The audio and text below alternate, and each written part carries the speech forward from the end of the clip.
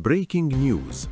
تداولت عدة صحف أجنبية ومواقع رياضية دولية خلال الساعات الأخيرة أخباراً مفاجئة تفيد بأن الجامعة الملكية المغربية لكرة القدم برئاسة السيد فوزي لقجع قد أنهت ارتباطها بالمدرب وليد الركراكي، أو أن هذا الأخير قدم استقالته رسمياً من تدريب المنتخب المغربي.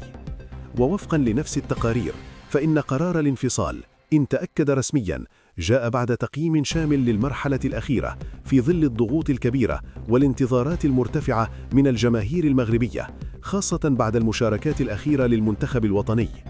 المصادر الأجنبية تؤكد أن وليد الركراكي هو من بادر بتقديم الاستقالة، واضعاً الجامعة أمام أمر واقع في انتظار بلاغ رسمي يؤكد أو ينفي هذه المعطيات. وحتى هذه اللحظة لا يوجد أي إعلان رسمي من الجامعة الملكية المغربية لكرة القدم، ما يجعل الخبر في خانة التقارير المتداولة وليس التأكيد النهائي. من سيقود أسود الأطلس في المرحلة القادمة؟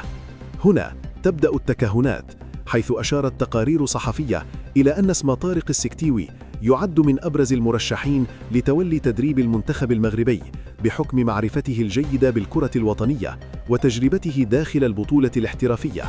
وفي مفاجأة أكبر، تحدثت بعض المصادر عن خيار دولي قوي يتمثل في المدرب الإسباني تشافي هرنانديز نجم برشلونة السابق، مع احتمال انضمام أندريس إنياستا ضمن الطاقم التقني في حال تم الاتفاق على المشروع الرياضي. وهو سيناريو إن حدث فسيكون زلزالاً كروياً حقيقياً في إفريقيا. التوقيت حساس جداً. كل هذه التطورات تأتي حوالي شهر إلى شهر ونصف فقط من المواجهتين الوديتين المرتقبتين أمام الأوروغواي والإكوادور، ما يطرح أكثر من علامة استفهام حول جاهزية المنتخب واستقرار الطاقم التقني في هذه المرحلة الدقيقة.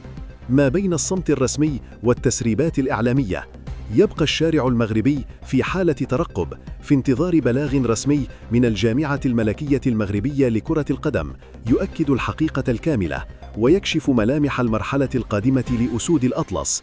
ما رأيكم؟ هل ترون أن تغيير المدرب في هذا التوقيت قرار صائب؟ وهل تفضلون مدرباً وطنياً مثل طارق السكتيوي أم اسماً عالمياً بحجم تشافي هرنانديز؟